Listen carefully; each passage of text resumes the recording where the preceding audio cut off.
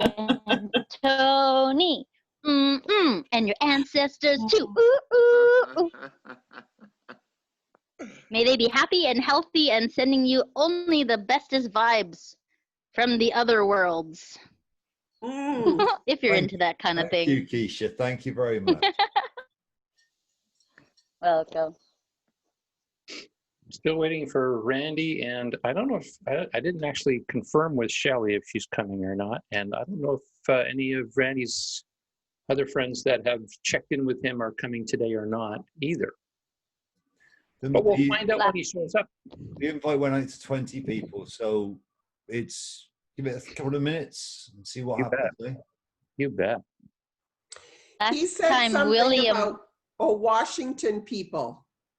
Did he say something about Washington people maybe coming? That'll be interesting. Not that I recall. Okay. Question, please. Tony, it's hard to hear you. Can you hear me now better? Very hard. Okay, one moment. Yeah, if there needs to be a way to boost your volume level would be great.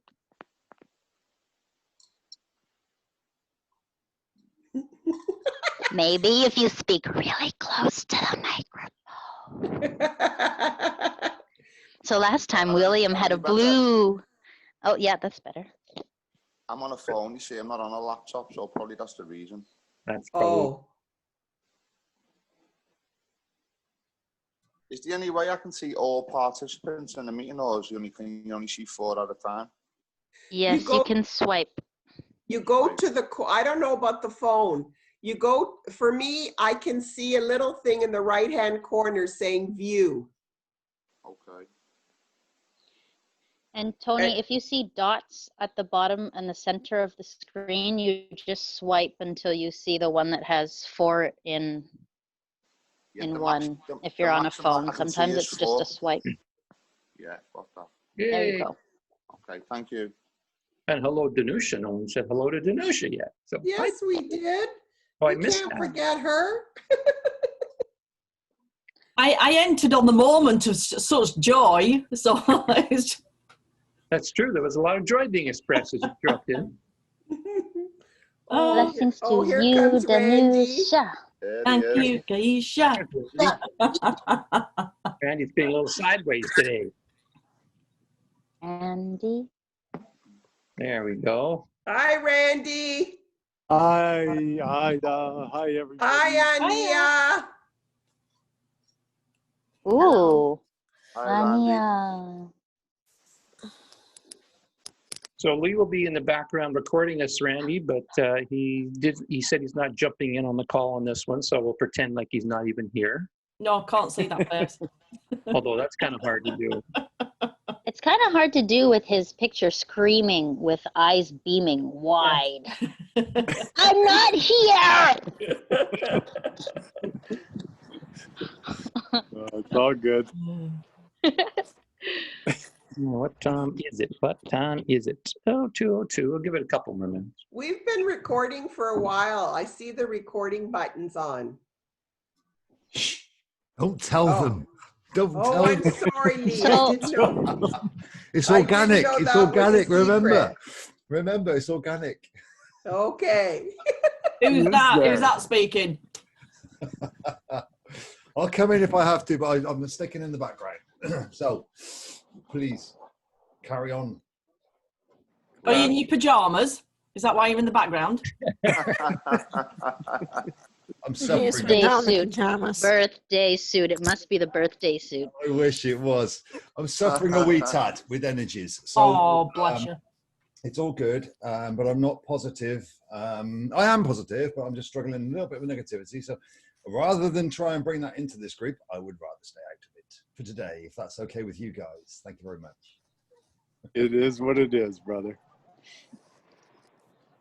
Randy, were you counting on anyone else that's not here to still come at this point? Well, the lady with the blue hair and the orange thing, who is that? That's Keisha. Keisha. Nice to meet you, Keisha. Bless your 'Cause ancestors. Wait, who's talking with me? Is that Randy? Yep. Yes. Let's see. Oh, the cowboy hat man. Yes, that's right. Hello. I like your hat too. Thank Well, you. I started with some blue because William had a blue wraparound inspired by your red one, and so I thought I'd remove my blue wraparound just to keep the thingamabobber going. And then he put on a white hat, and I thought, whoa, why don't I just go for my white head? That's awesome. You Oh, didn't there's know that Tony. was under all that, did ya? Uh-huh. Beautiful, beautiful. That's my unicorn bundle. I see. That's cute. Okay, Keisha. Well, I see Tony showed up. I was wondering if it wasn't Trisha because she's coming, and I haven't seen her face to face. So we're waiting. We're not waiting, but Trisha's coming as well, and Karen, I hope. And so we got a good crew to start. I think you can just let her rip. Yep. William, I don't know. I think I'll do exactly that. I am welcoming everybody here. I feel like I want to say, good morning, universe. Hello, everyone. Welcome back. After the recording call that we had with Anya, Randy, Lee, me, and Benjamin, we had a good time there a couple of days ago. We were talking about what kind of future we were creating in the now, and Randy suggested, and Lee and I agreed that we like that last call. We want to kind of roll with it and continue and allow everyone else that's new to the call this time on the same subject to jump right in. So we're calling it the Tao in the Now, and wanted to see if anyone was feeling inspired to start the conversation. I don't mind speaking first. Tony, welcome. How you doing? Can you all hear me okay? Yeah. So just a little welcome, guys, from me. Not a welcome from me, but I'm glad to be welcome to this group because you've uplifted me a lot last week, all of you. Had a lot of upliftment by listening to you all. I could probably reel off quite a few things that you've all said because it resonated so deeply. Helped me a lot with the way I was thinking at the time, and I think you're a very group of sentient souls that have collected here. I don't know if Randy was the one who was instrumental in creating this group, but I connected with Randy about 2 years ago. Deeply resonated with him from totally different parts of the world, obviously, but we've got a connection, and I've connected with you guys, and I want to say thank you for that because it's been a torrid time lately, and you guys are probably the most balanced, gentle, sentient souls I've come across in a long, long time. So I want to thank you all for that. I appreciate you. That's my little. Mwah, mwah, mwah, mwah. Bless your heart, Tony. I think it was well received. Doing a good, whatever you're doing, guys, you're doing a good job because I've never wanted to be part of something like this. I'm not from a place where you be part of something like this. That makes sense. I'm from a, I'm not saying I'm from a different background to you, but I'm from a different life, and this isn't the type of thing someone like me does. So the fact that I'm doing this is quite a big thing for me, to be honest. Yeah, it is. I'll probably be the only person in my city who'll be doing something like this tonight. There won't be many of us in this city who'll be willing to do, or wanting to do, or willing to do, wanting to do, and wanting to connect with people like you. I am a gentle soul, but I haven't lived a gentle life, if that makes sense. Lived a very ungentle life. Never done any harm to anyone, but I've lived in a very difficult world. Very difficult people, very dysfunctional people, very damaged people. So again, this isn't new to me, but it's me being able to be my authentic self with you guys, and that's a rare thing in my city. Very, very rare thing. More rare than I can really give credibility to with the words I'm speaking. It's a deeply damaged city where I come from, and the people are deeply damaged in many ways. And we've suffered the brunt of a lot of things over centuries, I'd say. There's a lot of history, yeah. A lot of good people as well. A lot of solid souls in this city, but a lot of damaged souls. And yeah, thanks for letting me be a part of this. Appreciate it. You're most So you're welcome. this sentient being leading the way for your people over there. It feels like that sometimes, yeah. Where are you from, Keisha? The stars, but don't tell anyone which one. They might be able to track me. I was born in Canada. Oh, okay. Yeah. Benjamin, I've got some good friends from Ghana. Oh, okay.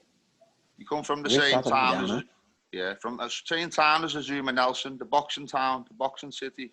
Okay, okay, Accra, the capital, Bukum.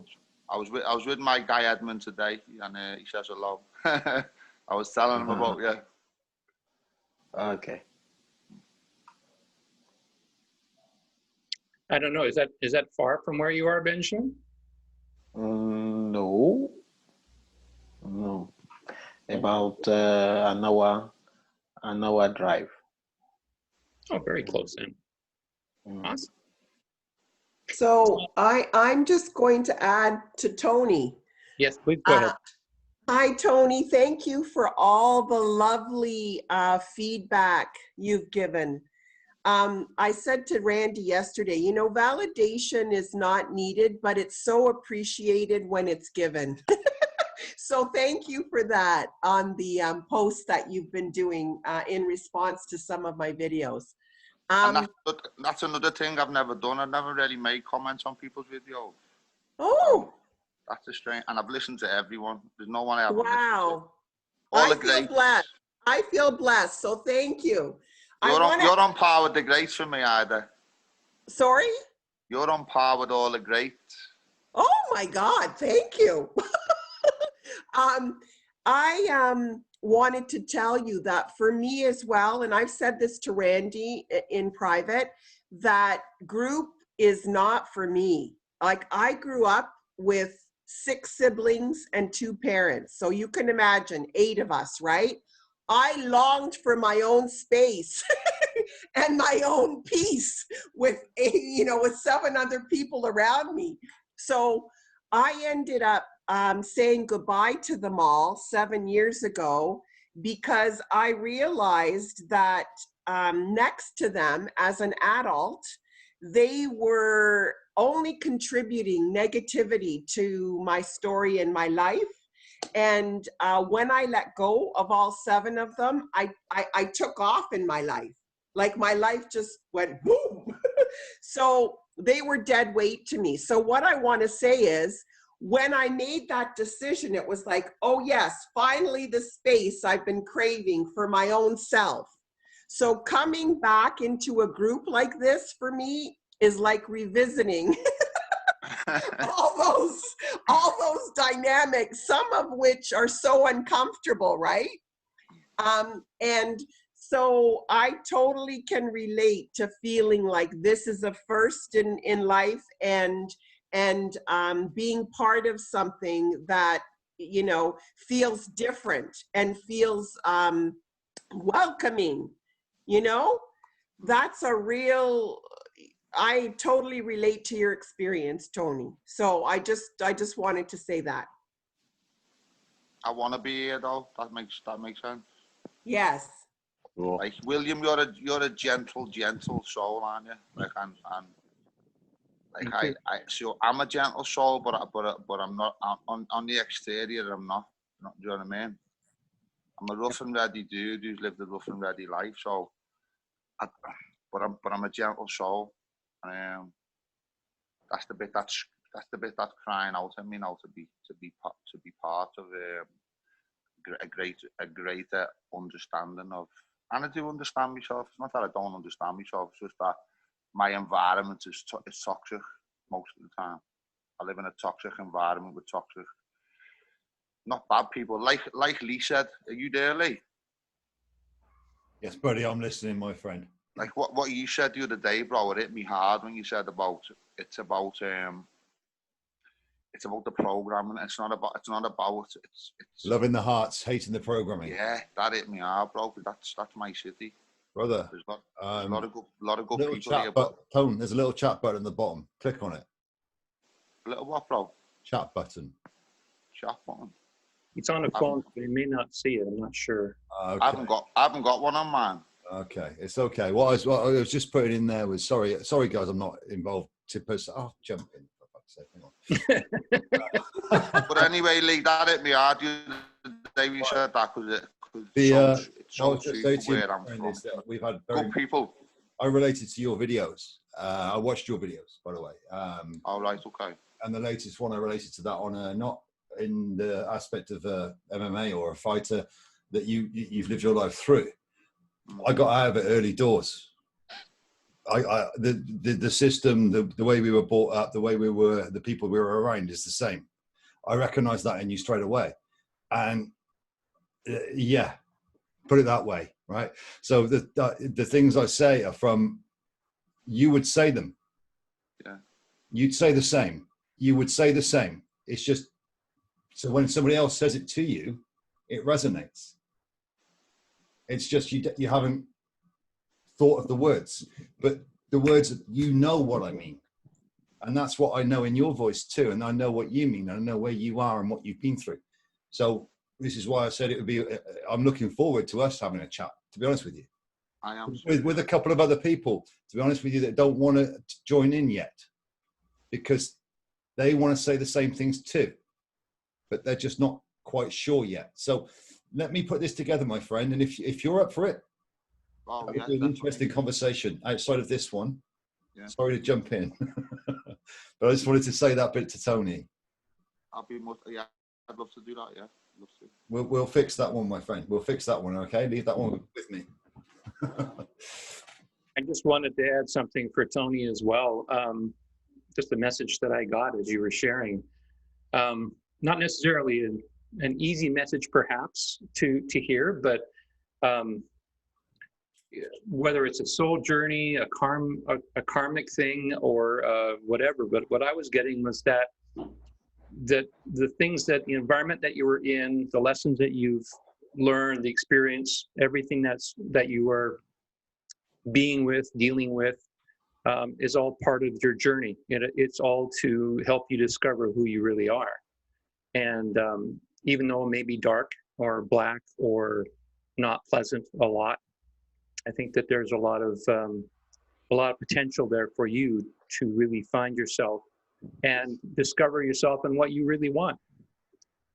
And so that's what I got, just to share back with you. I live a good life, you know, Williams. My life is good. I've got On 5 that note, children. William, I'd love to add Go ahead, Keisha. that the stories that you have and the experiences also, Tony, have such depth and such juice in them that when you really recreate a new version of that story per se and have those gems and gifts all just show themselves to you, the level of impact that you have just by being here, first of all, but what you bring because of your experiences make it such a huge difference for so many people. So keep sharing you, how you share you. Well, can I add to that then myself? So what you're saying is true, William, and what you're saying, Keisha, is true. And I am seeing like that in my city. I'm seeing like a bit of an oddball in my city. Because I've got quite a well, I'm well known in my city for the right reasons though. But I'm very well respected in this city as well for the right reasons. So for me speaking like this in my city, and I do speak like this, I'm not shy. I'm willing to be uncomfortable. and I speak like this openly and publicly many, many times. But obviously, I know people think I'm a bit of an oddball for doing it, but people would not be prepared to say that to me, to my face, if that makes sense. And again, it's not because I'm a violent, nasty man. It's just because I've earned that respect by the things I've done. Tone, it's not an oddball, my friend. You're a misfit. Welcome to Yeah, that's. I was thinking about that word before, Lee. Welcome to the group. That's how I feel. Yeah, a bit of a misfit, yeah. Welcome to anybody who doesn't think normally. Yeah, I suppose so, yeah. But That's all it is, my friend. There's nothing more. It literally is. But guys, look, that's why I feel so welcome there, because I want to speak like this openly, and like I want to speak like this more, but I can't really speak like this to the people who are around me. Yet. That's all. Add that yet. Add that yet. I'll be quiet now anyway. I've said enough. Add that yet, Tone. Add that yet to the end, my friend. You can't speak to people around you like that yet. Yes, brother, I agree. Right. And Tony, you brought Mr. Lee out of the background into the now, into the new now, with Mr. Positivity showing up. Oh, Yeah, just throwing that in there. I know, but it's I'm in the background. No, he's here. Can't keep the man down. See, I can't stay bad, angry for long in this company. We got him, crew. Yeah. All right. Oh my. I love that energy, Keisha. So yeah, Tony, Nobody's fault. you know, Nobody's fault. I just wanted to mention, yeah, Tony and I met quite a while ago in a different group, you know, and Tony saw that in that group that I lived that life too, and I've really been working my way out of it, you know, and a lot of it the last few years has been with my Microsoft sword, I call it, like this, you know. I used to do it with these too, like Tony, but it was not in the ring, it was just outside, and you know, it was like you're saying, Tony, it wasn't a violent spot, but the experiences, and I mean, I got some redneck friends that you wouldn't believe, like to try and say that and talk to them about what I'm doing now and trying to say to them, yeah, but I'm doing it with love. They just want to kill me. Like they just want to get rid of me because they can't handle that, you know, in their lives. It's so much fun now, you know, and we're having so much fun. But I think I wanted to just take a second or two, because I've really noticed some beautiful stuff coming around the last few days. And I don't watch a lot of videos, but I'll read the odd headline, and Benjamin shares some good stuff with me. He's kind of my feed, I guess you could say. And thank you for that, Benjamin. But, you know, we're seeing this shift now to the military, which is beautiful. And it's inevitable. We knew it was coming, and that's what's happening, you know. And all of the people that I deal with on the inside within the bank accounts, the account holders, and the bank people that I deal with, okay? Like, and I am in there pretty deep, like, believe it or not. You know, I can't share a lot of names because these people are just, you know, they're just people and they don't need to be in the public eye, which, you know, I'm glad that a lot of you guys came out into the public eye like this, and it's beautiful to see. And eventually they will too, but it's resonating with all of them too. And you should see the high fives lately. My God, like everybody's so happy because we are moving that American corporate structure that was, you know, ingrained years ago. Like probably, as one little short video said, and I looked it up, and it made a lot of sense, and just a wee bit of research on my own last night, that 1871 was the last time we had a fucking republic in the US, and it was prior to that that we had anything in what we call these Commonwealth nations. So as America takes the lead and becomes a republic again, and I don't agree that they're just going to install Trump. They'll have to have a new election and everything when they do that, and the republic takes place. But that's what's happening. And the military takeover, whatever you want to call it. I don't like to think in terms of destruction ever, so I don't say that they've wiped out the bad guys or anything. Most of them are just players in a movie anyway, and that is the truth that's happening right now. So I just wanted to toss that one in, guys, and then I know you got a bunch coming there waiting, William, so I'll pass the baton over, and thank you, Tony, again for all your compliments. It was wonderful. Thanks for inviting me, brother. Much love. Thank you, Randy. Thank you, Tony. Just before our recording today, as usual, I'm involved in a daily meditation, and I tend to listen to a guy named Jared Rand. And today he was talking about money and the acceptance of money. And what I was noticing was he was implying something interesting in that without saying it, he was kind of implying that we are all heading toward abundance on the level of money, like financial money. And he was kind of asking, are you ready for it? Like, are you open to receiving it? Are you open to having more abundance in that form in your life?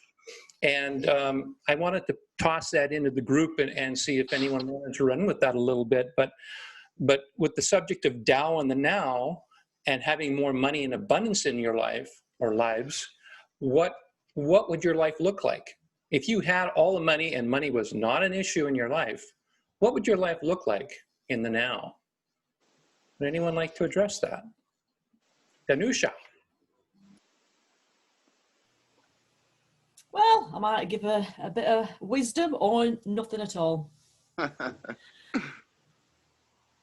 Well, thank you for tonight, for inviting me again. Lovely words, Tony. I'm sending over a virtual hug. You've helped me a lot this week as well, lady. Beautiful.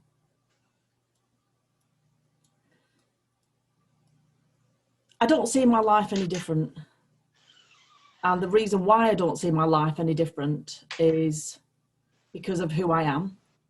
And the visions, I could say, are they my visions or they were given to me or remembered from whatever time I've decided to arrive, knowing that everything would come at its exact point. I don't want to go off on a hill, because sometimes I can do that. I just go off and talk too much. I'll just stick to the question of abundance, money, materialism, whatever that is. So I already know, for example, what I would do in receipt of that. And it just doesn't change me because it expands me. Money was never there to be, it's a pleasure I adore luxury. I love it. Do you know what I mean? I love luxury. I love looking at it. I love tasting it. I love smelling it. I do, yeah. That part of me won't change. But the greatest of pleasures is when I do my work. So I won't forthgoing. I know I won't be doing my work as continuation of that seer and that healer as like one-to-ones or groups or anything like that. It's expanded. It's expanded into the retreats. Mind-blowing retreats that I'll have a lot to learn in that expansion of being in a team, of doing things as I believe and see and integrating that teamwork and us bringing to life the things that I've been shown that I'm going to bring to life. And it just soothes my soul. It just touches, it's just me. It's always been me. No matter how much it's been suppressed, how much I've been laughed at and knocked at, I've just never stopped having that fighter, if you want to call it being a lion, that courage. Nothing ever squashed me enough to stop me doing what I've come here to do. No matter where I've come from, no matter what I've experienced, no matter what I've even doubted in myself. It always comes full circle, always comes full way around that I am here to be me in my magnificence, as each as you are. We've all come here and we've all had, if we all sat and had the time to spend together and listen to our they're not, and I could say the stories, but they're not, because of the roles. That every millimeter, that every atom of us, it's just when we've got through the levels and layers, and there's lots of them, and they'll keep being until you take that last breath and you know, wherever you decide to go to next, or return, maybe you feel like you would. It's just the most beautiful thing to expand. And then everything makes sense. For the people you meet, the things you do, seeing things come alive as they are, and knowing that we were always ready for this. And we'll just let the, you know, the stories or the dance or the script writers play the bits out for the next few weeks. Because it doesn't matter anymore. We've won. It is going to happen. It can never return. It can only go forth. And when you know the history of it, not just reading it, maybe is reading it. For me, it's not just having read it, but it's actually live and breathing it. You know, where I've been in timelines and I'm coexisting with that frequency. And the shocks and the horrors of the terrors or the magnificence is just, wow. But we're all of it. And some of us are meant to connect with it. Some of us are not. It just really doesn't matter. So to me, we're just, all of us are unique, magnificent. And I bet if we all, well, that's why we're all here. We've got a lot to give. However you give it, it doesn't really matter how you give it, you're going to give it. And that's why it's coming forth to you. And the way that I see the coming decade, again, it will be, again, imagine it, the layers, the rings of a ladder. There's so many different rings and so many people have got so many different steps to take. So for example, just to make it ridiculously simple, all your debts are paid off. You don't, you know, your mortgages, you've got, you know, you own everything. You own your car, you own your yacht, you own everything. You've got that money. I think I said it before in a similar way, that will be your journey still of learning, because to accept something that you've never had, the shocking experience of the ease, the freedom, and you, me, all will still have to go those steps. And how does that make us feel? Are we still feeling that courageousness to do the things we really want to? And how do we manage that? And we'll see people where they can't manage it. Some people are going to still be consumer at city, and then they'll learn through that it's nothing, however long that takes them. Are their souls filled? Probably not. So everybody's going to have their own steps and their own layers. So I know, wow, I've got one heck of a vision board, and I know how long I've got here. You know, me and Randy, we'll be talking way into hundreds. It'd be like, I've got this. It's like I haven't been here this long, or the other timelines, for me not to come and do what I wanted to do. And like Keisha said, you know, the ancestors, you know, we are the ancestors. We come here for, I'm going off for help, but I will. And, you know, we are that ancestral energy. And again, we have come here for them too. They wanted us here to do the things that they can't do on those other layers.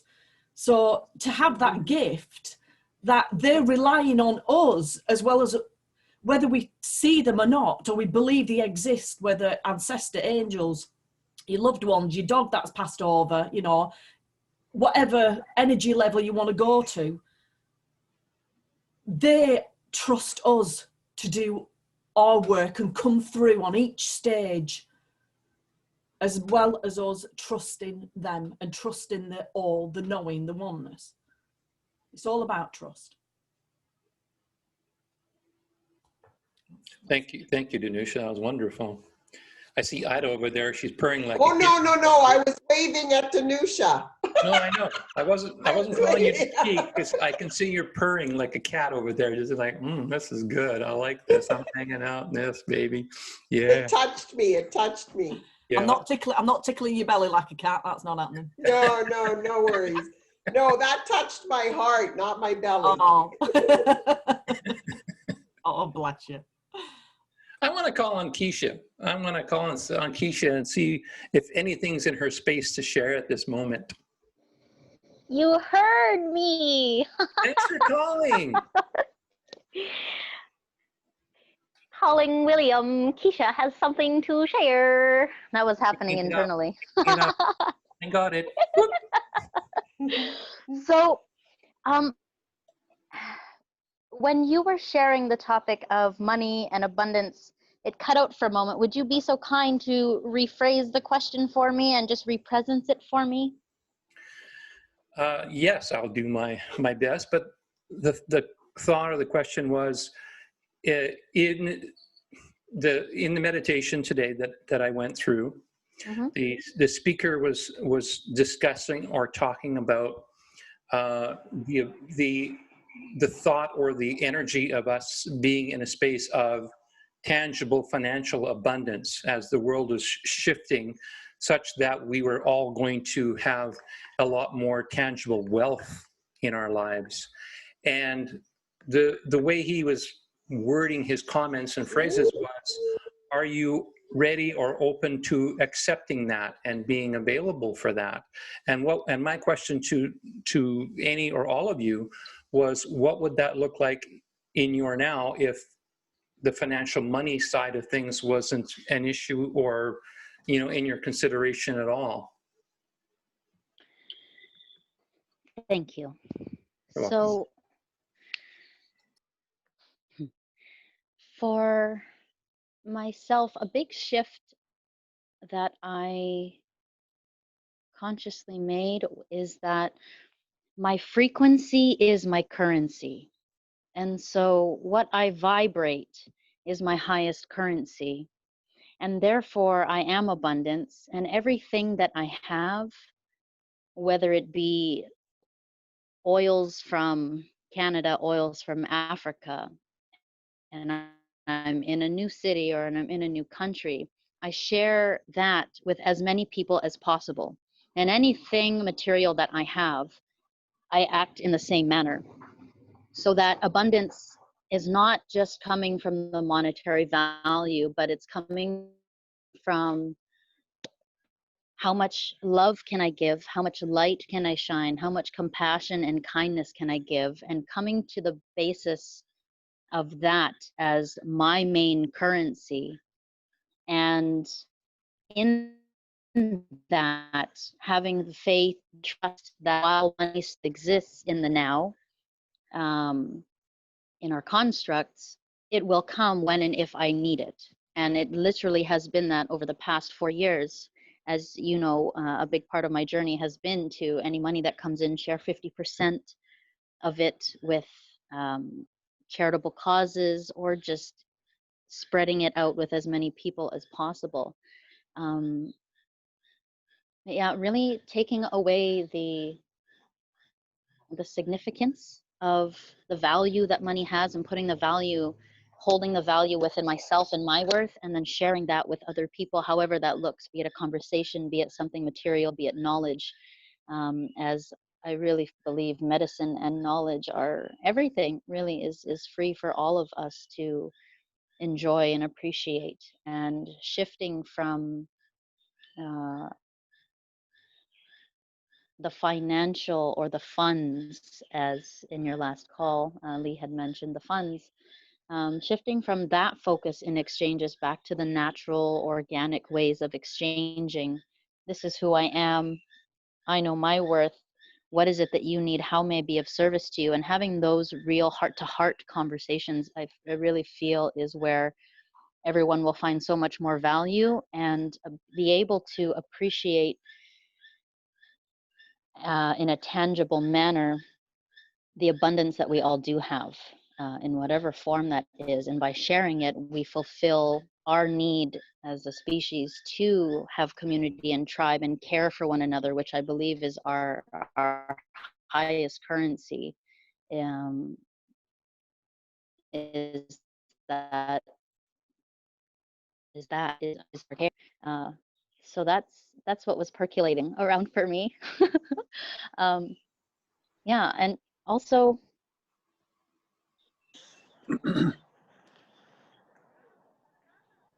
there's a thought. There's a throat clear. There was a thought. What was that? And sometimes it means taking a feather out of my ear and saying, this is a peace feather, or this is what I have to give. And people accept it. Homeless people or people on the streets just passing by, really bringing people back to the beauty of nature, whether it's a pine cone. I remember I was running to catch a train, I believe it was in Italy, and it was one of those, 60-second dash, your last minute thing, and I ran, and everyone's moving in this direction in this hallway full of people, and there was one man sitting on the ground with a cup, and all I had was a ticket that someone else had given me, or I didn't have any other money, and I tend to like to give food or something else, but I did have a pine cone, so I ran past him in my haste, and then my spirit went, hold on, like the heels into the ground, and I ran back really quickly. Then I put this pine cone in his head. I said, bless you, brother, and then I ran off again. So, sometimes it literally just is sharing a piece of nature and reminding people of the simplicity and the beauty and the wealth that is all around us, and reprogramming ourselves to go, okay, I do have so much, and I'm one too, Danusha. I love the luxurious things too, and I also found that I was blocking my fifth dimensional self. I cleared all the ley lines, and being in my fifth dimensional self, I'm not holding on to all the baggage and stuff that I was in my past selves, and stopping the abundance from flowing. But at the same time, I have lost my train of thought. So I'm going to twirl this feather for a moment while I stare into the abyss. I got so excited. All these ideas came out. That was beautiful. And then it just went blank. While you're I have an abundance of laughter at myself. While you're remembering what you're going to say, I wanted to say that it's not only color, but wisdom. Oh my God, this young lady. And it's so cool. And you're so right. That's the thing that humanity has lost, is the word share. And it's so weird being in the world I was in for so long now, in this banking structure and stuff. And just using that word is just strange to them. And a lot of wealthy people too, because they live way more fearful than you and I, and it's just fear and that of is sharing. Changing by the moment. That's right, exactly. No, I agree, but it's just amazing how that one simple word is basically all this reset needs, is just share. That's it. Share, yes. Thank you are so welcome. And while it's right there, gentle touch. This came through yesterday. I was thinking, there's an exchange that people do in one of the areas here in Limon, in Playa Chiquita, I heard, that they get together and they just do natural exchanges. People bring art, food, and that's how they go. But I realized that what I wanted to bring to people is gentle touch. And that's what I was sharing in Africa, primarily in Senegal and the Gambia, is that now more than ever, people, with all of the traumas and everything that's coming up for us to deal with, gentle touch is so important, because not everybody, has felt it or knows what it is. And even if they do, how often are they exposed to it? And not in the sense of I'm paying a masseuse. Like, how often does someone just come and go, oh, this is actually one of my most comfortable positions, when someone puts their hand here and I can just rest my head for a moment and, let someone just hold my head or touch my arm or whatever spot that is. So I feel like that is something that is a very valuable currency right now that people can really take into consideration is, how can we discover that with one another in a safe manner so that everyone feels comfortable and appreciated and understood, not just understood, and really have touch come back into people's lives, especially after all of this separation. So having a nice, soft way, it's just like everybody here is is still a child. We're just bigger versions. So how I've been navigating and practicing moving about the planet is looking at everyone as they are their inner child, and speaking from my inner child to their inner child, yet also coming from the wise one in the moments where it's needed. But the softness, coupled with caring, like sharing like a Care Bear, that was my goal in younger years, is to grow up and be a Care Bear. So it's my full-time job description: be Care Bear and steer love from the heart, with some gentle touch. I think she's achieved her goal. What do you guys think? Yes. I think she is a Care Bear. Absolutely wonderful words. Thank you. Thank you for allowing me to share and for listening and holding space. And William, thank you for hearing my my silent call through the vibrations and waves all the way down from the southern Costa Rica coast. Thank you. It was right there. All I had to do was grab it. Thank you. Welcoming Karen to the call. I'm not going to put you on the spot right away, Karen, just to get you caught up with us, but we're welcoming you, saying welcome aboard. Thanks for joining us. Our conversation today is about the Tao and the Now, and creating your world in the moment, and what does that look like, and what does that look like with the change that we're seeing in levels of prosperity and levels of not only the tangible but also the intangible. Is there anyone else who would like to speak? Keisha. Last thought, pardon me. Yes, thank you kindly. Aya, it was right there. Ah! It'll come back. Free flowing. Okay, me. Benjamin, go ahead. Yeah, for me, like Danusha said, nothing is going to change. It is your mind, it is your perception, and how you have already laid the foundation. There are many people who are now seeing what is happening. They are asking a lot of questions. And I see 2021 as the year of suddenlies, okay? Suddenly you hear that this one is gone. Suddenly you hear people are jumping from buildings. Yesterday you heard it, or if you haven't heard it, one of the Rothschild, died at the age of 57. Suddenly he disappeared. Suddenly those who were drumming, war drums are now preaching peace. Suddenly there's a shift, so a lot of shifts is going on in the system, and suddenly the people who were downtrodden will come up.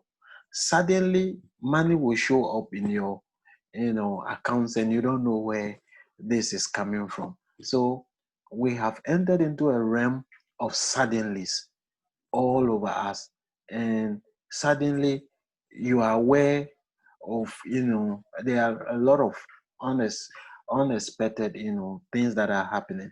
And for the astrologer, he believes that, what do you call it? Because of Uranus, is in the, what do you call it? They see Uranus as a planet of suddenlies, and Uranus is playing a huge role in the heavens in this, what do you call it, year. So there are a lot of unexpected events that are taking place, and therefore for the unprepared, they will suddenly, it's like you have lived your life in abject poverty or abject mystery, and suddenly things change. Well, you'll be shocked. Initially you go through the, no, and then you gradually go into all this, the change phase, and you go through, no, I can't believe it. And then you gradually said, okay, I accept it. And then it becomes permanent. So that is what people are going through. And I have a lot of friends who are telling me that, oh, I woke up this morning and I went to check my bank what do you call it, credit and all is wiped away, and we don't know what is happening. For them it's joy, and this are going to be replicated all over what do you call it, the globe like that. So that's what I see coming. Thank you, Benjamin. Keisha, did you get that thought back, or are we letting that go? Suddenly, I love that word. Suddenly. That's awesome. Randy, can you repeat? The wind is kind of catching you right now. Oh, sorry. I just said suddenly. I love that word. Yes, me too. Benjamin, that was great. I recall that. Ida, do you want to jump in? You're just on mute right now. Mute. I just wanted to say, do you know that song? Suddenly it's happening. Happened to me right in front of my face. And I can't describe it. Suddenly it's happening. Do you know that one, Keisha? Come on, 80s. Come on, girls. But it I says think it it's all. I think it's actually finally CeCe Peniston, yeah. CeCe Peniston. we just upgraded the song though. Now it's suddenly. Suddenly. It needed a rewrite. I totally agree. They got it wrong in the first place, right? It was just a bit ahead of their time. They didn't quite get the right lyrics. That's the 2021 version. I think both words work. You can use either one. It's like interchangeable. It's awesome. Yeah. Yeah, why not? So, I have a question about what Benjamin said. Yes, Karen, please. Sorry to jump in. Hi, Keisha. And sorry, I have to move the screen to see the new people. Tony, hi. Sorry I'm late, but I'm just wondering, Benjamin, when you say that you've heard your friends and people saying that they've had these influx of like money coming into their accounts or debt being taken away. I was reading something today about people, another group of people that are saying the same things in the US. And I'm just wondering, like, how is that happening? Like Randall's kind of explained a little bit to me about that, but I just can't grasp it. What's going on that's causing that? It's about the gradual coming in of the GESERA and then the NESERA. Actually, the NESERA is the national for the American, and then the, what do you call it? The GESERA is the global. So we start with America first. And if you have been listening to what Trump has been saying all this while, he said, we start from home and then we go outside. So the big mess is in the States. We clean up the States and then we share with the rest of the world. So this money that they have illegally taken from us, that is online. If you search a little bit, you will find out that it is alleged. Okay, for now we don't know whether it's true because nobody has come out to, confirm. But it is alleged that monies have been taken from people who have screwed us in the past, and this money will be reimbursed to people that actually need these things. Okay, and like Randy always says, these people create the money out of thin air, and we understand the principle, okay, how money is created. You go to the bank and you say you want 50 million. 50 million is not there, but they give you a paper value of that, and then suddenly the money start, coming, and then you pay interest, something that was not there. You start paying, and they make money out of you. So all these things, the old system is going away. And if you have listened to the video that we did the other time, when I was explaining about cryptocurrencies, and all that, formally, when I want to send you money, I have to go through a bank, and then the bank will have to forward it again. Okay, so there's an intermediary. And so before you receive the money, that have gone through a lot of, hops before getting to you. And in every hub or station where your money passes through, you pay some form of interest or some form of, what do you call it?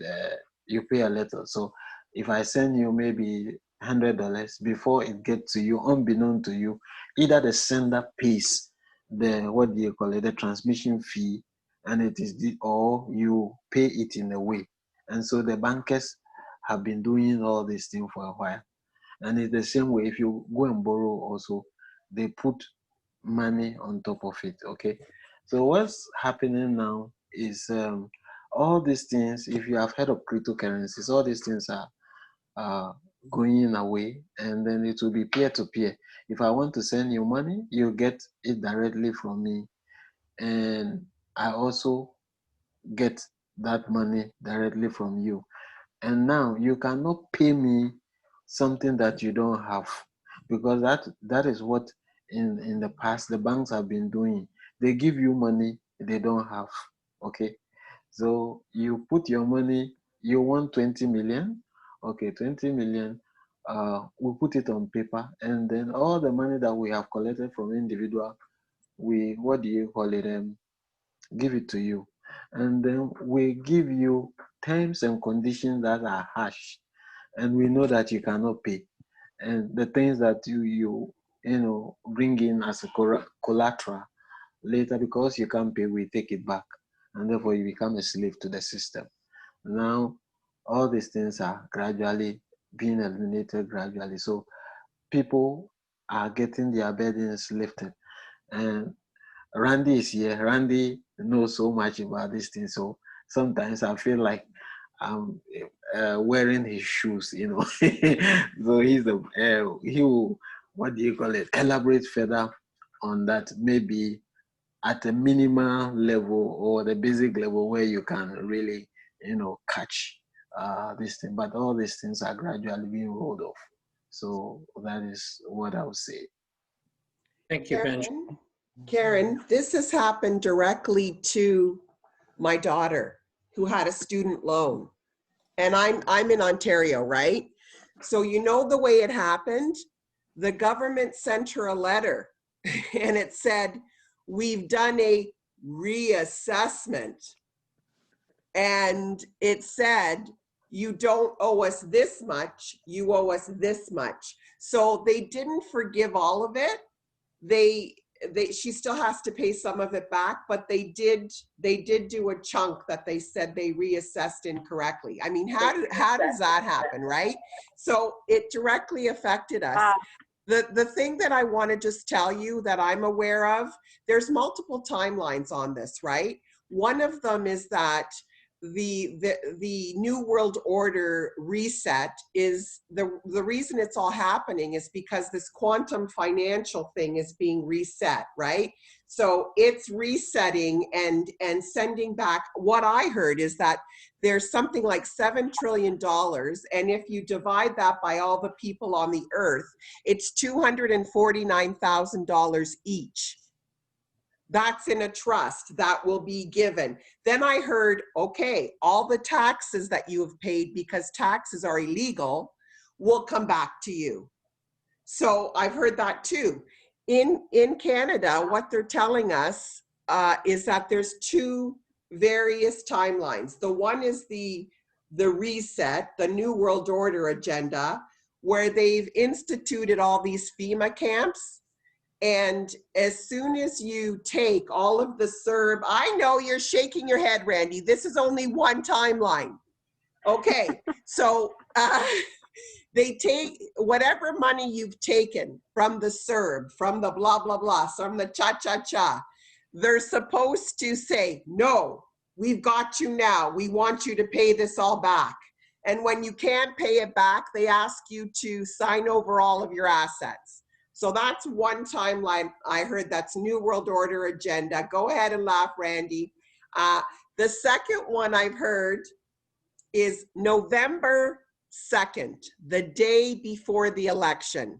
There was an executive order signed, and I forget the number, and it stated, we are going back to constitutional law and common law from 1776. And what that means is there's 18 factors and it's a 120-day countdown. So if it happened November 2nd, it means March 4th. And that's when it becomes the Republic of the People, and NESARA, as Benjamin said, and GESARA are being rolled out. And there's 18 points to NESARA, GESARA. One is that all debt is forgiven. Number 2 is that we go back to common law, forget about the legal jurisdiction. Number 3 is that all therapeutics and medical technologies to heal people will be rolled out, and et cetera, like there's 18 of these things. But what I want to say is those are 2 major discussions that I keep hearing about, right? Oh, I love you too, Keisha. Mwah, mwah, mwah, mwah, mwah. I would want to rub your head when I saw you to get that energy. And so there's these 2 distinct things happening. So what people are actually saying is, the inauguration is supposed to happen. It's not actually going to happen. So what's going to happen is there's going to be an election, like Randy is kind of saying, and by March 4th, that is when you'll start to see all this rollout, because it's 120 days from the executive order rollout. And it goes back to the 1776, the dissolution of the US as a corporation, and back to the Republic of the People. So it's pretty cool. There's a lot of talk about all of this. Yeah, I've been keeping up with that kind of stuff. So I think I know a gist of what you're saying. I've always wondered about all the money that's coming to people, which is really wonderful. What happens when everybody quits their job, meaning like in the grocery stores and the post office, or the guys who pick up the garbage because they have a big influx of money? I've always wondered about that. How does that settle between all the people so that we still function in a sense that things are still moving along? Yes, Danusha brought that up one day when we were talking about abundance. What's everybody going to do? How are we going to function if everybody's going to drop out of what they're doing in terms of services that we need, right? So I keep seeing Randy raise his hand. I know he's chomping at the bit, right? The question that you just asked, though, just before Randy gets in there, I snuck in there just a little bit. How may I be of service? That was the thought that came back, and that's also very important. If everyone asks, how may I be of service? If there's garbage that needs to be taken out, if there's something that needs to be done, if we're all coming from how may I be of service to the highest good of all, instead of this individual me, myself, and I, which is drastically changing and shifting, it's very simple. The answers are super simple.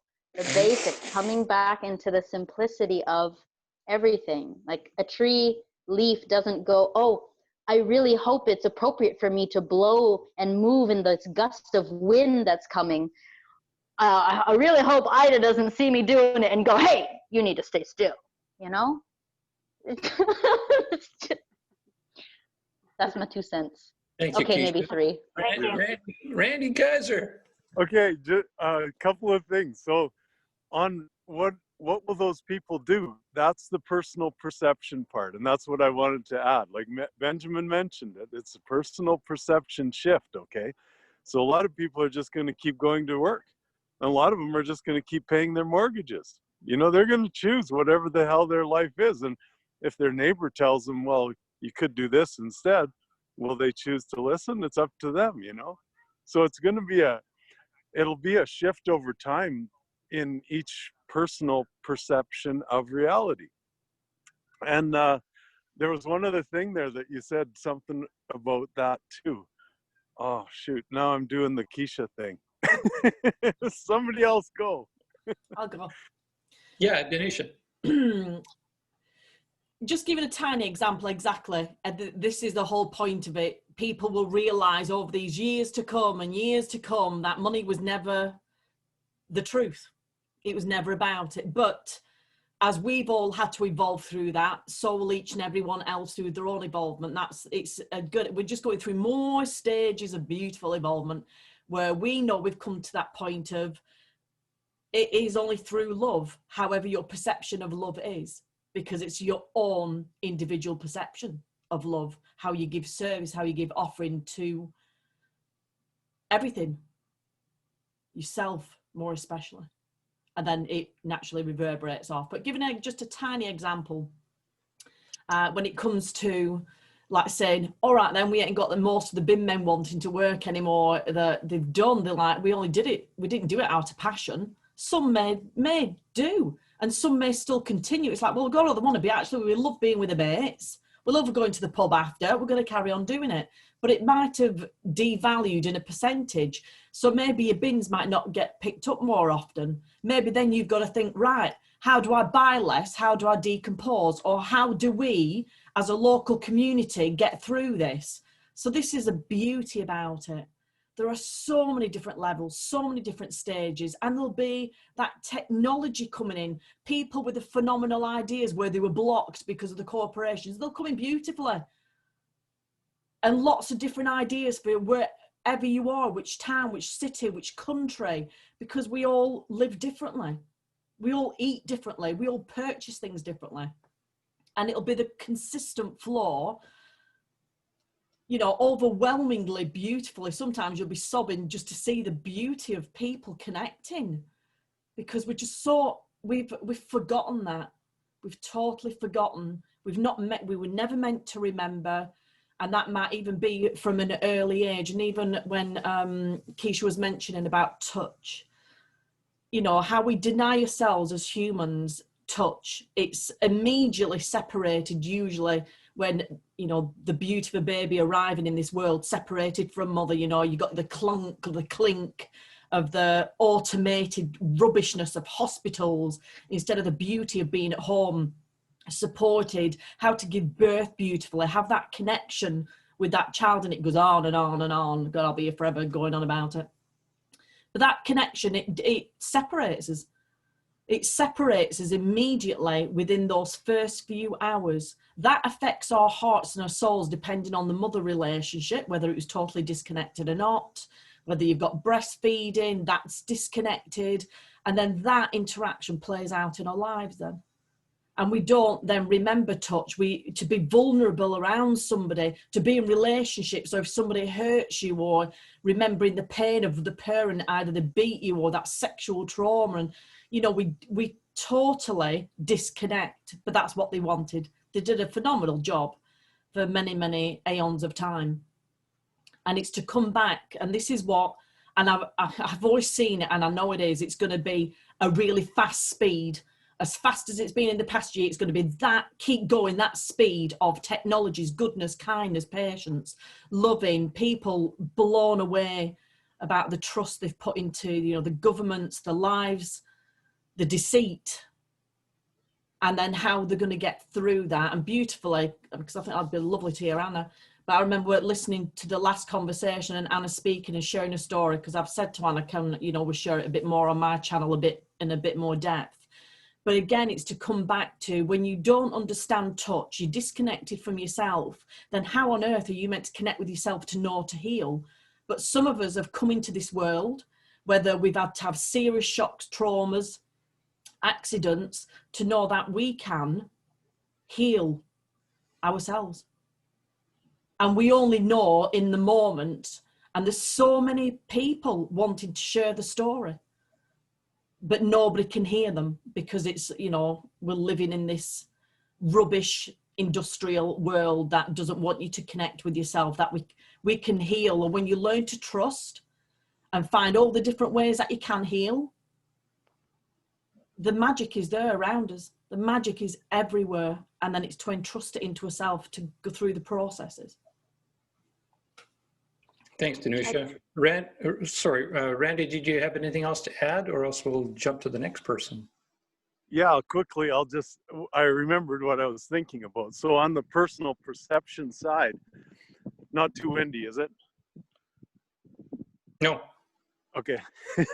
Because on the personal perception side, Karen, what I ran into was, you know, the knowledge of how the system worked first, right? So there was a time when I lost everything, but I, you know, no use going into a lot of details about it, other than to say that there was, even after I lost everything, there was still two groups chasing me. Okay, one was the government for a so-called loan, and one was a bank. And the bank, I just kept saying, he kept phoning me, well, you got to go into bankruptcy. You got to go into bankruptcy. I said, I know how that scam works too. I said, forget it. I said, come and get my finger, but you're going to have to be a pretty big boy, because I'm not going to give it up easy. And we jostled back and forth for, I don't know how long, me and this lawyer, for 3 or 4 months. Finally, he just gave up. He said, we're going to drop your file. And I said, good. I said, you know, like if I would have went into bankruptcy, you got paid. But I'll tell you one last thing. I said, I do not consent to you getting paid. So that was the end of that one. But the other one was even more of a perception miracle for me, I call it. Okay. So I perceived at one time, like I never paid taxes for 7 years. And last year I decided to put my name up for the central bank governor of Canada. And I put my application into this lawyer, and we had a good talk and everything. He phoned me back. He was apologizing. He says, yeah, well, I can only get it up to the top where it's got to go. And I said, that's fine. And I mean, was I shooting the wind by doing it? Of course, but I have all the qualifications. There's no doubt about that. So I did it. But in the middle of that, I thought, shit, what if I get it? I should do my taxes. So that was what I did. And I went and did my taxes. Next thing I knew, that was like last February. Next thing I knew, they have this COVID relief money. And I thought, hey, that's pretty cool. Now that I've done my taxes, I can probably, I can probably get that money.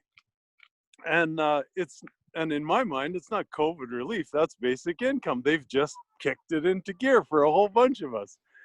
And boom, it was in my hands. So, you know, people can say whatever they like about that story, but to me, it was my perception of my universe in action. I was creating all of that shit, you know, all of that good stuff. And that's the perception Benjamin brought up earlier. And that's the way it's going to roll out. So if you believe and you think that it's just, Kaiser's just telling the story, well, fine. But if you believe it in yourself, you watch the stuff that happens in your life, because I know I'm free now. Like, there's no debt anymore. There's no problem with income anymore. And now I'm ready to take on this big project. And, you know, we're gonna move multi-millions of dollars, in time, billions of dollars through our nonprofit organization. And I just am saying that out loud because it's going to happen, and I have no doubt. So there you go. Thanks. Bye, guys. BI, basic income. Yes. That's what Randy and Benjamin are all about. Keisha, did you have something did I cut you off or something, or no? Okay. I'll let that go for the moment. I see her there, but Karen, did that answer all your questions?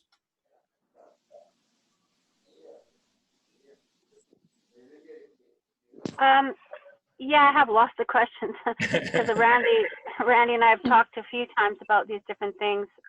But yeah, like, it's just sort of like, from my own experience, like, I truly believe that I create my reality, and I've had the experience of manifestation coming to me in such incredible ways, where I manifested things that I was just like, how the heck did I do that? Big things. So I'm truly know and believe that everything that is within me it creates my outer world. And so I'm working on creating the kind of world I want to live in, which is, you know, what we all talk about here in this group. And what I've noticed in my personal experiences, you know, I had the beautiful home, all that stuff, paid the mortgage, blah, blah, blah, blah. I had to sell it because of a split up with my husband. And on paper, I can't get a mortgage because, according to the banks, I don't make enough money on paper. I don't, da, da, da, da. Meanwhile, I pay an astronomical amount of money to rent a home, which could easily be a mortgage. But on paper, I don't qualify because I don't have all the money on the tax form showing I make a bunch of money. So for me, it's been a really, really sore point, because to me, it just feels so unfair, because I know I'm not the only person that struggles with the same things. So I'm just wondering how that's going to come into play with society in general, because I mean, the town I live in, for the people who don't know where I live in a really beautiful part of Canada in British Columbia. It's a ski town. So, I mean, the houses here they start at $450,000 at least. And there's a lot of people here who just simply can't get into the market because of the price, because of the system. And I'm just wondering, like, all these, because the home I live in, I rent, and the person who I rent from, she has like 3 other homes, and she does the same thing and rents them out for these crazy amounts of money. What's going to happen when people get like all this influx of money into their lives? Are the people who have these big homes going and renting them out for these prices going to like be like, oh, well, now what do I do? Because, you know, people aren't going to pay this amount of money because they can, I don't know.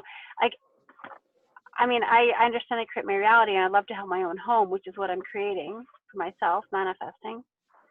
But I'm just so curious about the things with homes and people and owning, because it just seems so out of balance and so inequitable for so long that it's just like it's sad to see people like in my community who are good people with big hearts working so hard, yet can't get ahead because, you know, they didn't get an opportunity to buy a home when they could have bought a home for way cheaper, and blah, blah, blah, blah. Anyways, I'm just kind of rambling now. So anybody wants to jump in, I'm open to hear it.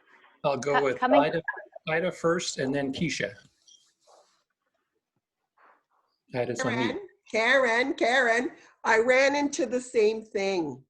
So what I decided to do, and I've started the process myself, is I found that in smaller provinces, in smaller towns, it's way more affordable to live.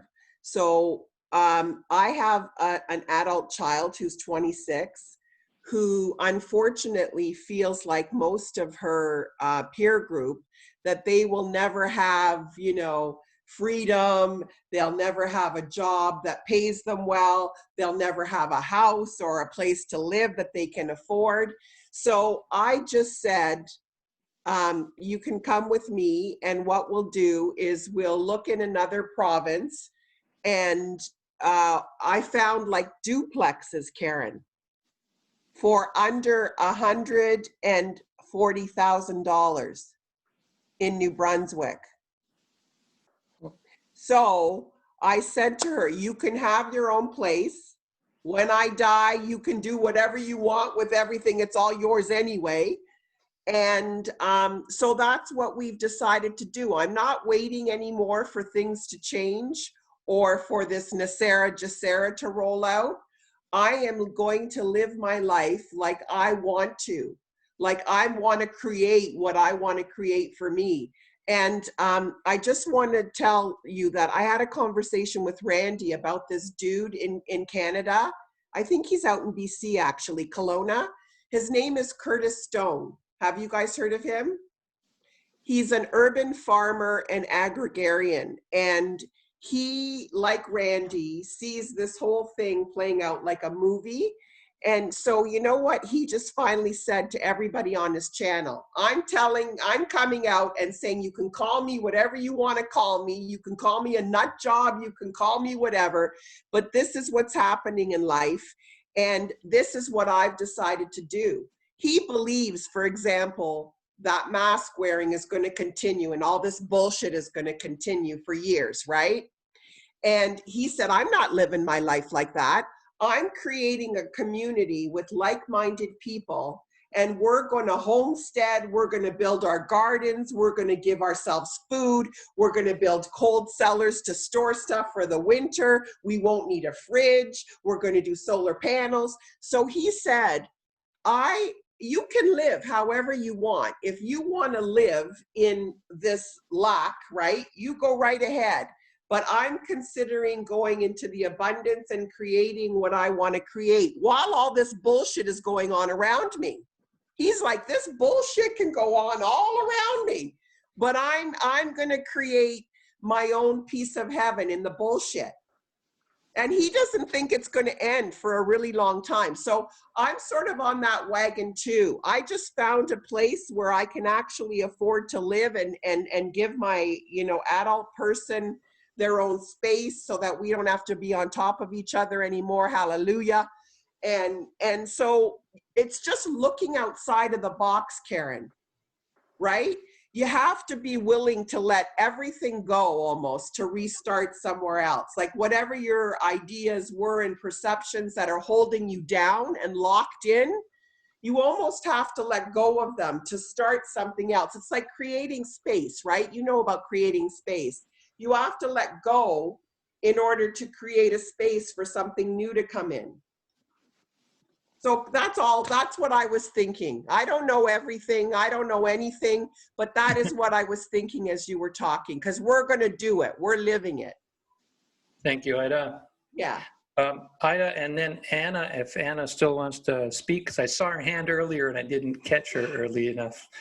Keisha, did you have anything else?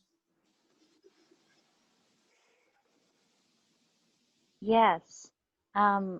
It just reminded me of before Karen had come back on, and Ida, you just touched on it, just on the sharing. A lot of it comes to sharing, and as I've traversed around, creating sanctuaries and heart healing homes where essentially you have a space like this, if this was mine per se, or I had that conversation here and it was something that this person was interested, but you could literally move around the planet and just show up in a home and be yourself and caretake for the land, however you caretake for the land, or however it is you want to contribute to home. So really opening up the scope instead of this lone ranger, everyone has to have their own and everyone has to, being able to have our own sanctuaries, I know is important also, but also opening up the scope to how can we share and how can we coexist and really share in the abundance that we have, I think is very important. And that leads me to my beautiful host here, actually. We had planned to head out to one of the other farms to take a look. So I just wanted to take a moment to also bless all of you again from my heart. And those of you who came on afterwards from the beginning, blessings to your ancestors and the land on which you stand and dance. I know you all dance, whether or not someone's looking. Yes. But thank you for the inspiration. And the thing that I did want to share on the note of touch is to give people something that they can really take with them. So I really highly recommend people to just touch your body from head all the way down to toes and do it in different pressures. So go once, over the surface and just, this is gentle touch. Teach yourself. And then if you have an opportunity to pass it along, impart it to another, then take that opportunity, even if it's, just gentle fingertips on someone's shoulders or however that goes. But that way there's something that we can actually put into practice and continue to send. So lots of love to all of you. And William, thank you for being you and everyone else too. So much love, and I'm so excited for whatever else is coming. This was so fun.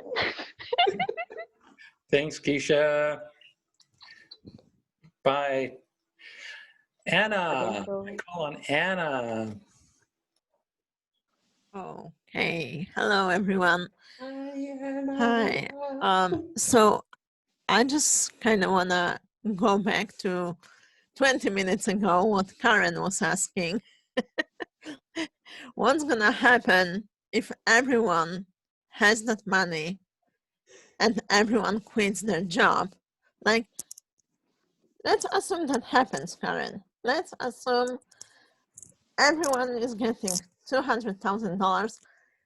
The people are quitting their job. They go home, they sit, and what do? What are you gonna do? You're gonna sit for a week, watch TV, sleep, or a month, and then what? And this may be the first moment in the life of some people when they're gonna ask themselves, what do I want to do, really? What am I here for?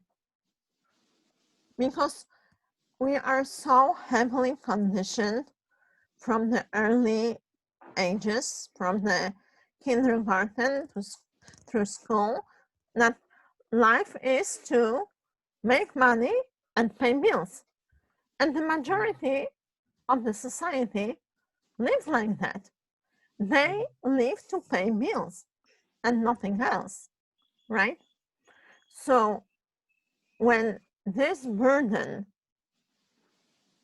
is taken away and you have like the free space, this might be the first moment when you will be able to look within or look in the mirror and ask yourself, what am I here for?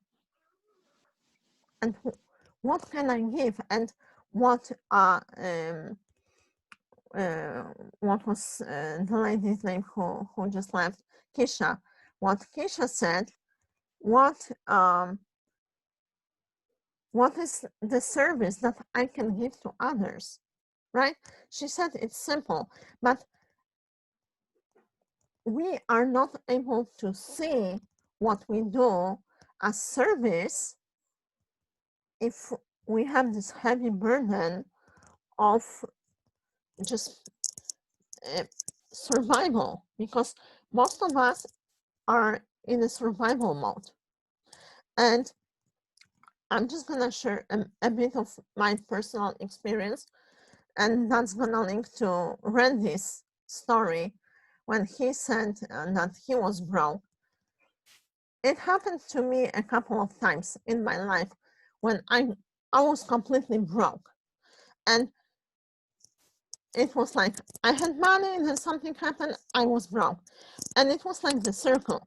So at some point I knew that if something happens in circles, there is a lesson unlearned. So I asked myself, why am I getting broke? Like, again, over and over for different reasons, but I'm getting broke. Why? Why I don't have any money? What's with the money? And there was this thought, like out of nowhere, this, you have no money, you have there's no value around you, because you need to learn the value of yourself. When you learn the value of yourself, having nothing, that's when things gonna change. Because if you see no value in yourself, you're not gonna be able to do a service other than just work for money to pay bills. You're gonna be stuck in this circle. When you learn your value and you learn what you can do for others, you will be able to give and share. And the money is gonna be just a byproduct of that. That's all from me for now. Thank you, Anna. I missed Tony. Tony was trying to get my attention. Tony, I'll give it back to you. Okay, guys, you okay? I was listening to Benjamin before, and today I was coaching a guy from Ghana. He's a good friend of mine. So I used to be a combat athlete for 30 years, so I've mixed with every race, every culture, every member of the world in terms of citizenship. Liverpool's quite a hotbed of welcoming. We welcome people from all over the world to Liverpool. It's, you know the Beatles, don't you guys? So this city it's a gene pool. It's a culture mix in this city. It's a port city. It's got a lot of history. The sport I've engaged in, it took me around the world. I've engaged with people all over the world, so I'm pretty well versed in other people's cultures. And the point I was trying to make about the money was that Edmund was sharing with me recently that he's from Ghana and he misses Ghana a lot. And he's come to Liverpool, he's come to the West. He's come to a place where greed and comparison are paramount. It's very, very, what's the word? You can cut it with a knife. It's so palpable, the feeling of greed and comparison in the city I live in and in the West in general. And Edmund's from Ghana and he misses Ghana because it's such a simple life there for him, as he explained to me. It's a life of sharing, it's a life of people interacting on a soulful level. And we in the West missed that opportunity. As Lee said, we've been programmed for something different. And it's getting back to that natural way of interacting with other human beings for me.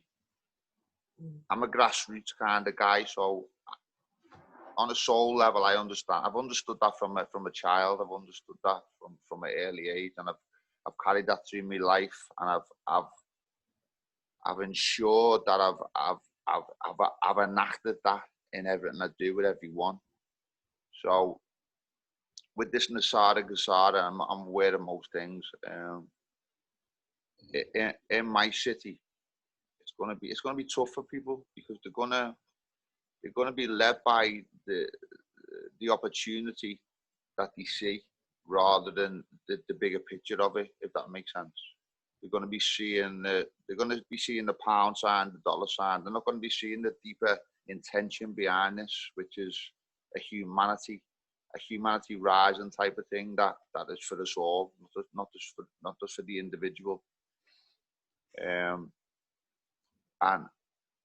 in the West, I think we need to understand that there's more to it than what our individual circumstances sort of dictate.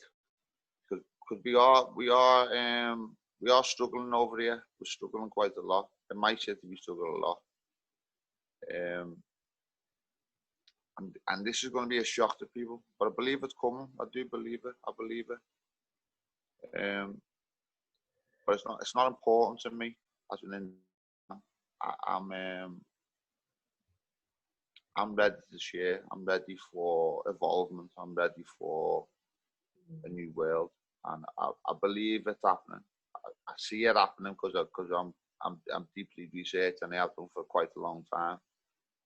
And it's just a matter of being able to lead by example, I think, in our own communities. I'm a grassroots guy, and I'm hoping that you guys can influence me with your different way of looking at things that for me is a little bit alien sometimes. I understand it, but it's sometimes hard for me to fully connect with it because of the environment I'm in. So I get it. I'm with your guys' help. I'm going to share it in my community. Respect, guys. Thank you. Did you hear all that, by the way? What was that last part? Could you hear what I was saying? Yes. Yeah. Yes. I've got a very unique sort of accent to my English accent, so it's quite unique. Is there any Dutch in that accent?